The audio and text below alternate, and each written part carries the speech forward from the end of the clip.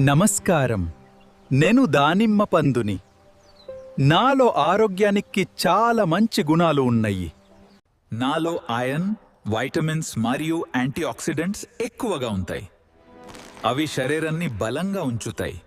నన్ను తింటే శరీరంకి మంచి శక్తి వస్తుంది. అలసత్వం తగ్గి యాక్టివ్గా ఉంటారు.